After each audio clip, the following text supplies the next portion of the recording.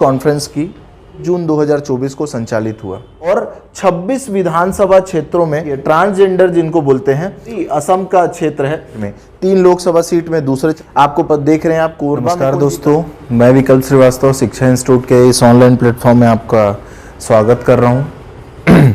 आज जब ये वीडियो हम रिकॉर्ड कर रहे हैं तो 5 जून का डेट है, ठीक है। हो सकता है शायद ये कल आप तक पहुंचे ये वीडियो। चुनाव का रिजल्ट आ गया है, ठीक है। 4 जून को काउंटिंग का डेट इलेक्शन कमीशन डिसाइड किया था और 4 जून की रात को 8-9 बजे तक या दोपहर शाम तक सारी चीज़ें क्लियर हो गई। किसकी पार्टी सत्ता में आएगी, क्या होगी। मेरे हिसाब से ये जो रिजल्ट आया है वो लोकतंत्र को और भी ज़्यादा मजबूत करता है, लोकतंत्र पे और भी ज़्यादा विश्वास दिलाता है और ये हमको इन राजनेताओं को ये याद दिलाने वाला चुनाव रहा कि जो वादे करके आप आए हो वो वादे आपको पूरे करने होंगे। चाहे पुराना छत्तीसगढ़ का विधानसभा का रिजल्ट हो या इस बार के लोकसभा का रिजल्ट हो, इन दोनों ही रिजल्टों से हमको ये पता चलता है कि राजनेता जो वादा करते हैं वो उनको पूरा करना पड़ेगा, नहीं तो उनके किसी भी वादे को जनता नहीं भूलती, ठीक है। चलिए वीडियो स्टार्ट करते हैं। इस वीडियो में हम प्रयास किए हैं कि जो जो पॉइंट आपके एग्जाम्स के लिए इम्पॉर्टेंट है वो पॉइंट आप तक पहुंचाया जा सके। चलिए आए देखते हैं। लोकसभा चुनाव 2024 का अनाउंसमेंट 16 मार्च को किया गया इलेक्शन कमीशन के द्वारा और इलेक्शन कमीशन के chief election commissioner Rajiv Kumar और ज्ञानेश कुमार और सुखबीर सिंह संधू, मतलब चीफ इलेक्शन कमिश्नर ये हैं राजीव कुमार और ज्ञानेश कुमार और सुखबीर सिंह संधू इलेक्शन कमिश्नर हैं।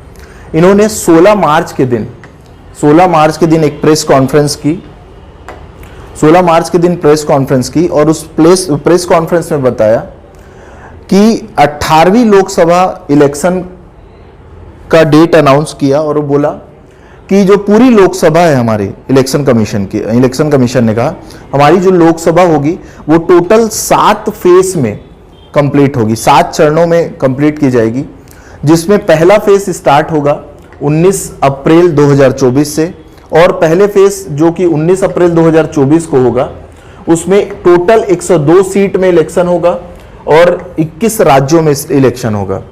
दूसरा फेज 26 अप्रैल 2024 को होगा और 88 सीट में होगा जो 13 राज्यों में होगा। तीसरा फेज 7 मई 2024 को होगा, 94 सीट में ये इलेक्शन किया जाएगा और 11 राज्यों में इसका प्रभाव होगा।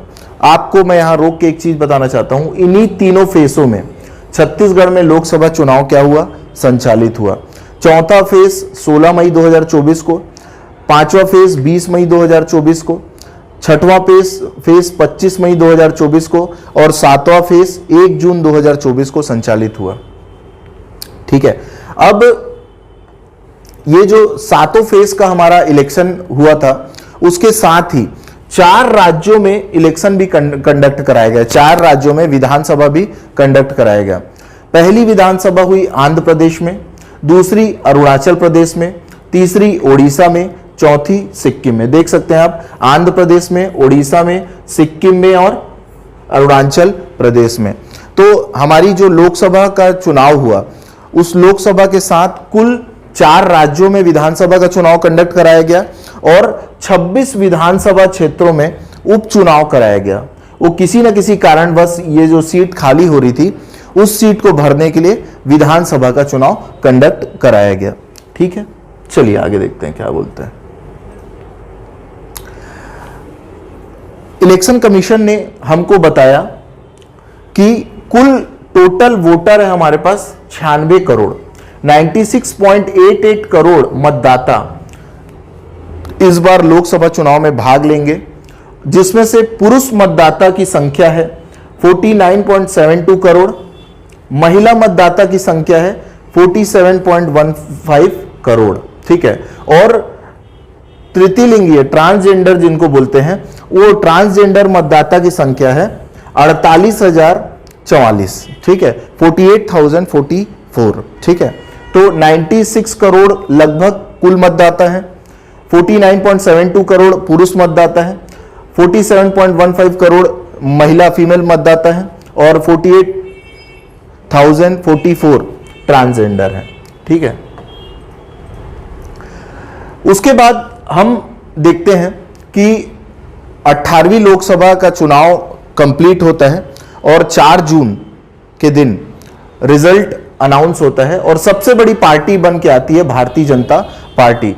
कुल मिला के 240 सीटें उसको प्राप्त होती है और जो कि कुल मतदान का कितना प्रतिशत प्राप्त होता है, 36.56% मतदान प्राप्त होता है उसको। भारतीय राष्ट्रीय कांग्रेस, जिसको अपन कांग्रेस के नाम से भी जानते हैं, टोटल 99 सीटों में आती है, जो पहले की अपेक्षा बहुत ज्यादा ग्रोथ करती है और 21.19% वोट शेयर के साथ वो 99 सीटों में आती है। तीसरे नंबर की सबसे बड़ी पार्टी बन के उभरती है समाजवादी पार्टी, जो कि अपने सबसे बेस्ट परफॉर्मेंस में आती है। 37 कुल मिला के लोकसभा सीट जीतती है। टीएमसी, तृणमूल कांग्रेस, जो पश्चिम बंगाल में ममता बनर्जी की पार्टी है, वो 29 सीट जीत के आती है। डीएमके वो 22 सीट जीत के आती है। टीडीपी 16 सीट जीत के आती है और जेडीयू 12 सीट जीत के आती है।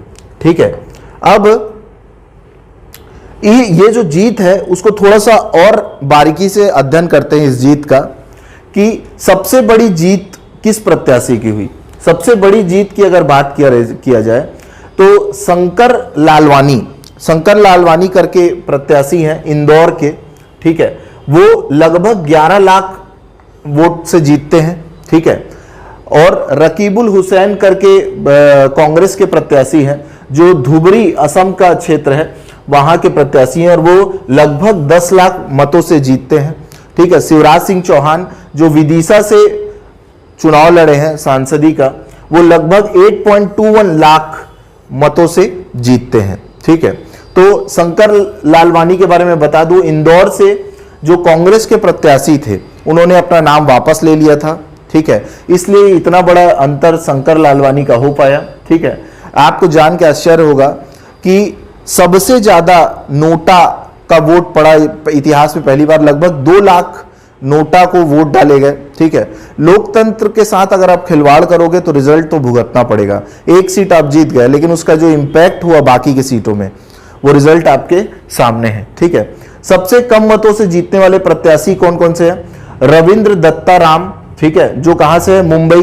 मुंबई में जो लोकसभा सीट है वो मुंबई उत्तर पश्चिम की जो लोकसभा सीट है, वहां से रविंद्र दत्ता राम जो थे वो शिवसेना जो शिंदे, जो एकनाथ शिंदे हैं, जिनको मूल शिवसेना मिली है कोर्ट के द्वारा, उनकी पार्टी के सदस्य है रविंद्र दत्ता राम।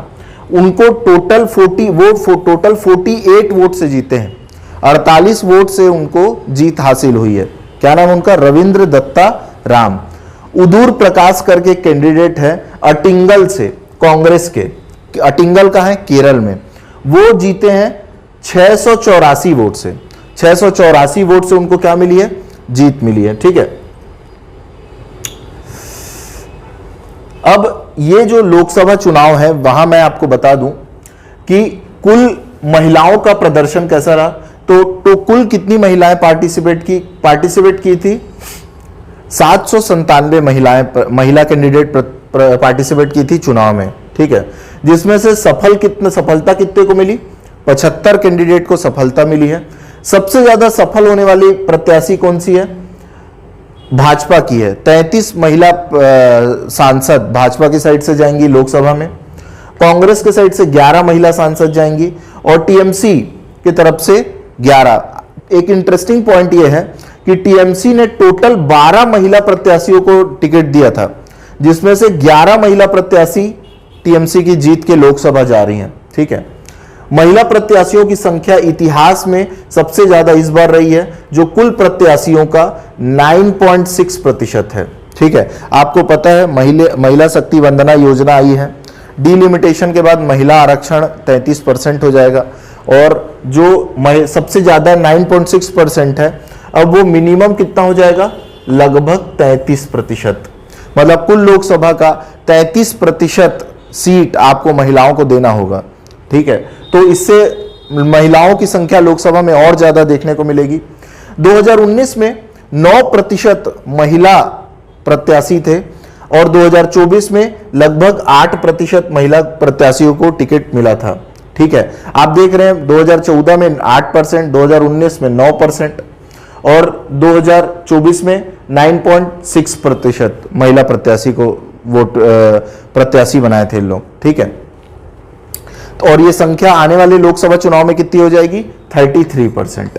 ठीक है, चलो साथ ही हुए विधानसभा चुनाव, मतलब जो हम देखें कि आंध्र प्रदेश, उड़ीसा, सिक्किम और अरुणाचल प्रदेश, यहां विधानसभा के भी चुनाव हुए। आंध्र प्रदेश में हुए विधानसभा चुनाव में विधानसभा में कुल कितनी विधानसभा सीट थी? 175 विधानसभा सीट थी। और आंध्र प्रदेश में कितनी लोकसभा सीट है? 25 लोकसभा सीट है आंध्र प्रदेश में। आंध्र प्रदेश में तेलुगु देशम पार्टी ने 175 में 135 सीट जीते। जनसेना पार्टी, जो पवन कल्याण जो सुपरस्टार हैं वो साउथ के, वो उनकी एक पार्टी, उन्होंने अपनी एक पार्टी बनाई। उनकी टोटल कितनी सीट है? 21 सीट में वो विधानसभा चुनाव लड़े और 21 सीट ही जीत के आए। उसके बाद वाईएसआर और सीपी 11 सीट जीत के आई और ये वाईएसआर पहले क्या थी? सत्ता में थी। बीजेपी को कुल कितना सीट मिली? 8 सीट प्राप्त हुई आंध्र प्रदेश में। आपकी जानकारी के लिए मैं बता दूं कि तेलुगु देशम पार्टी, जनसेना पार्टी और भारतीय जनता पार्टी, इन तीनों का गठबंधन था। मतलब इन तीनों मिलकर सरकार बना रहे हैं आंध्र प्रदेश में। ठीक है, उसके बाद दूसरा जो विधानसभा चुनाव हुआ ओडिशा में हुआ, जहां एक बहुत लंबे समय के बाद सत्ता परिवर्तन देखने को मिला और कुल विधानसभा सीट कितनी थी? 147। और यहां की जो स्थानीय सत्ताधारी पार्टी थी वो चुनाव हार के 51 सीट जीती और भारतीय जनता पार्टी पहली बार उड़ीसा में क्या की? सत्ता में आई। आपकी जानकारी के लिए बता दूं, मोदी जी जो प्रेस कॉन्फ्रेंस किए थे चुनाव के बाद, उन्होंने चुनाव की शुरुआत की थी जय जगन्नाथ से। ठीक है, बहुत दिन बाद राम भगवान के बाद किसी और भगवान का नाम मोदी जी के नाम से के मुंह से सुनने में आया है, अच्छा लगा थोड़ा। ठीक है, और कांग्रेस को 14 सीट मिली। ठीक है, लोकसभा सीट कितनी है उड़ीसा में? 21। ठीक है,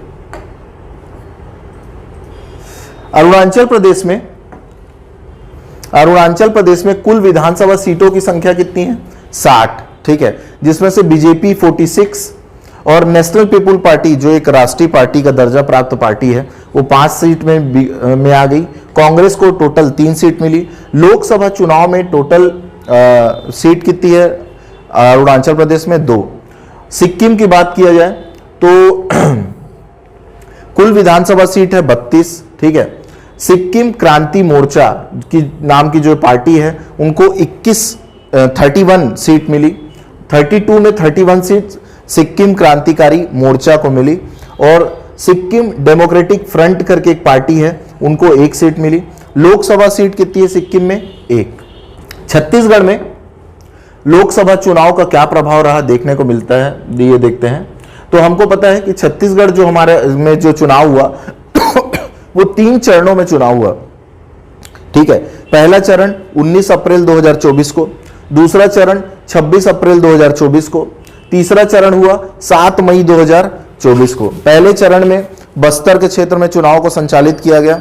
दूसरे चरण में जो 26 तारीख को हुआ था वो वहां जो चुनाव हुआ वहां राजनांदगांव में, उसके बाद महासमुंद में और कांकेर में 3 लोकसभा सीट में दूसरे चरण में चुनाव संचालित किया गया और बाकी की जो सीटें हैं वहां चुनाव हुआ तीसरे चरण में, मतलब 7 मई को। ठीक है, छत्तीसगढ़ में लोकसभा चुनाव 2024 का जो चुनाव था उसमें कुल लोकसभा चुनाव में कुल मतदाता जो भाग लिए वो कितने थे? 2,05,13,252 मतदाता। ठीक है, जिसमें से महिला मतदाता की संख्या कितनी थी? 1,03,32,115। पुरुष मतदाता की संख्या कितनी थी? 1,01,80,405 और थर्ड जेंडर मतदाता की संख्या थी 732। औसत मतदान कितना हुआ है? 72.8% मतदान हुआ है पूरे छत्तीसगढ़ में। 72.8% मतदान हुआ है। सर्वाधिक मतदान हमको देखने को मिला है सरगुजा में, जो कितना हुआ है? 78.78% हुआ है। और सबसे कम मतदान देखने को मिला है बिलासपुर में, जो कितना हुआ है? 63.95% हुआ है। ठीक है, 63.95% मतदान हुआ है। उसके बाद अगर रिजल्ट की हम बात करें तो टोटल जो 11 सीट है छत्तीसगढ़ में, उसमें से बीजेपी को 10 सीट मिली, कांग्रेस को 1 सीट मिली और टोटल सीटों में 3 महिला कैंडिडेट जीती हैं। ठीक है, ज्योत्सना महंत जीती है, कमलेश जांगड़े जीती है हमारी, और रूप कुमारी चौधरी जीती हैं। ठीक है, पहली जो लोकसभा सीट रही हमारी कोरबा की लोकसभा सीट रही। आपको देख रहे हैं आप, कोरबा में कौन जीता? ज्योत्सना महंत, कांग्रेस की है, और इनके जीत का अंतर कितना रहा? 43,283। ठीक है, 43,283। चलो आगे बढ़ाओ। उसके बाद छत्तीसगढ़ में लोकसभा चुनाव 2024 में जो सरगुजा की जो लोकसभा सीट थी, उसमें जो कैंडिडेट थे हमारे चिंतामणि महाराज थे। ठीक है, भाजपा के कैंडिडेट थे, जीत का अंतर रहा 64,822। उसके बाद जो रायगढ़ की लोकसभा सीट थी, उसमें जीते हैं राधे श्याम राठिया, भाजपा के प्रत्याशी थे, जीत का अंतर कितना रहा? 2,40,391। उसके बाद बिलासपुर के जो प्रत्याशी थे हमारे, बिलासपुर लोकसभा के प्रत्याशी थे तोखन साहू, ठीक है, जो भाजपा से संबंधित थे, उनके जीत का अंतर रहा 1,64,558। ठीक है, रायपुर में ब्रिजमोहन अग्रवाल ने चुनाव लड़ा और उनके जीत का अंतर था 5,75,285। आपको बता दूं मैं आपकी जानकारी के लिए कि छत्तीसगढ़ में सबसे बड़े अंतर से जीतने वाले प्रत्याशी कौन है? ब्रिजमोहन अग्रवाल। ठीक है, देश में 9वें नंबर है सबसे ज्यादा सीटों से जीतने में, किसका? ब्रिजमोहन अग्रवाल का।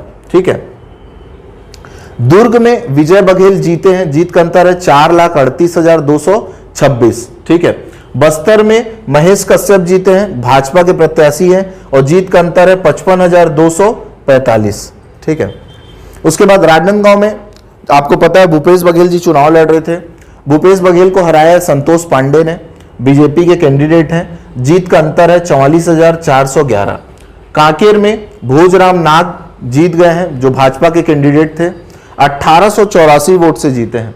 और महासमुंद में रूप कुमारी चौधरी जी जीती हैं, बीजेपी की हैं, और जीत का अंतर कितना है? 1,45,456। ऐसा मैं उम्मीद करता हूं कि ये वीडियो आपको थोड़ा इंफॉर्मेटिव लगा होगा। ठीक है, और लोकसभा से जुड़े अगर इलेक्शन कमीशन और कोई जानकारी प्रोवाइड करता है तो उसको हम आपके सामने लेके आएंगे। थैंक यू सो मच, ध्यान रखिए अपना।